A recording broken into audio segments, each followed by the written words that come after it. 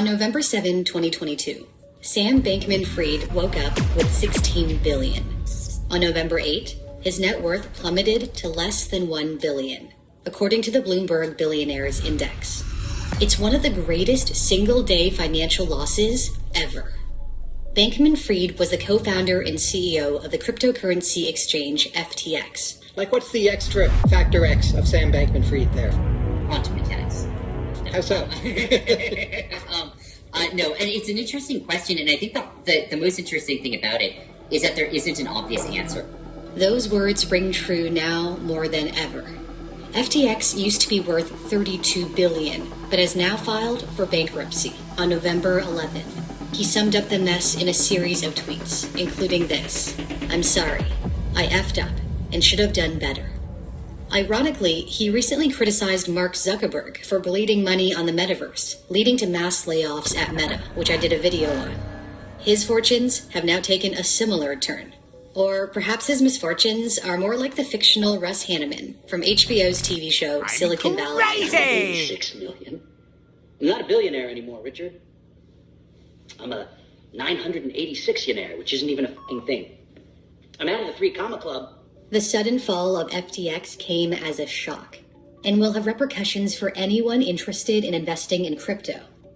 Yet, upon closer inspection, it's no surprise FTX failed. This video will uncover why. Bankman-Fried grew up on the campus of Stanford University, where both his parents taught law. He worked as a Wall Street trader before co-founding FTX in 2019, alongside former Google employee Gary Wang. FTX was backed by high-profile venture capital firms and became one of the world's largest digital currency exchanges, where customers buy, sell, and store various cryptocurrencies. Very excited to talk to Sam Bankman-Fried, the CEO of FTX, and now you are one of, if not the leader of this industry. The 30-year-old was hailed as the next Warren Buffett and attracted the rich and famous. With FTX, I have everything I need to buy, sell, and trade crypto safely. NBA star Stephen Curry became an ambassador. I'm getting into crypto with FTX. So did the NFL's Tom Brady, who personally invested in FTX. The FTX brand was everywhere, on the arena where the Miami Heat play, though it will now be renamed, on Mercedes Formula One race cars, though those stickers will now be removed. Sam Bankman-Fried, or SBF as he's called, became one of the richest people in the world. His net worth reached a high of $26 billion. Couldn't tell by looking at him. He slept on a beanbag at the office and drove a Toyota Corolla. He did splurge a bit, though. He lives in a luxury penthouse in the Bahamas with a golden doodle named Gopher and 10 roommates. Apparently, his roommates all dated each other at some point. A person familiar with the matter told the crypto news site CoinDesk the whole operation was run by a gang of kids in the Bahamas. Some were former coworkers, some he met at his alma mater, MIT, and one he dated, Caroline Ellison, the CEO of Alameda Research. Alameda Research was a trading firm founded by Bankman-Fried. Although Alameda and FTX were meant to be separate businesses, their ties were unusually close. CoinDesk reviewed a leaked document that appeared to show that Alameda held an alarmingly large amount of the cryptocurrency created by FTX, called FTT. The document revealed 40% of Alameda's assets were in FTT. Technically, that's not illegal, but it did prove that Alameda was heavily dependent on its sister company, rather than relying on an independent asset like other cryptocurrencies or fiat currency, which would have been less risky. Because their financial health was tied together, the failure of one company would risk destroying the other, and that's what happened. So, how did the mess begin?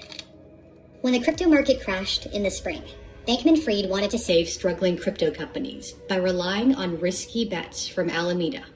Alameda committed $500 million to finance crypto lender Voyager Digital. He said he felt a responsibility to act. First of all, she's backstopping customers and making sure they're protected. But second of all, stopping contagion from spreading through the ecosystem. He was seen as a savior, and that matched the image he wanted to portray to the world.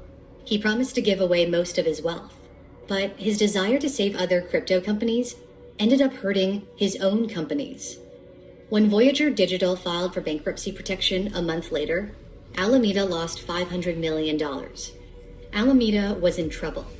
In order to save it from imploding, Bankman-Fried then propped up Alameda, by secretly transferring $10 billion of customer funds from FTX to Alameda, according to Reuters. He reportedly built a backdoor in FTX's accounting software that let him move billions of dollars without flagging the transactions to anyone, including external auditors. But Bankman-Fried says it's not how it looks. In text messages to Reuters, he wrote, "We didn't secretly transfer. We had confusing internal labeling and misread it, without elaborating further." The story gets crazier. A large portion of customer funds is now missing. At least $1 billion worth of customer funds have mysteriously vanished, reports Reuters. And the story gets even crazier. Someone also stole hundreds of millions of remaining funds at FTX. The new CEO of FTX confirmed that there was a hack, and the company is cooperating with law enforcement. It could lead to criminal charges. When the financial ties between FTX and Alameda first surfaced in that article by CoinDesk, it worried Binance, the world's largest cryptocurrency exchange. Binance was an early investor in FTX. It decided to offload $580 million of FTX's native token, FTT. Binance co-founder and CEO Changpeng Zhao confirmed his company's mass selling was due to recent revelations, alluding to the cozy ties between Bankman-Fried's two companies. Binance's mass selling caused the price of the token to plummet. Then, other customers also pulled out, fearing this was yet another failing crypto company. They rushed to withdraw $6 billion in just 3 days, and FTX couldn't meet demand. As FTX looked doomed to die, Binance offered it a lifeline by agreeing to acquire the company. Changpeng Zhao, or CZ as he's commonly known, planned to bail out his arch-rival. But then the bailout didn't happen. Binance backed out as a result of corporate due diligence, and also mentioned the reports of mishandled customer funds and alleged U.S. agency investigations.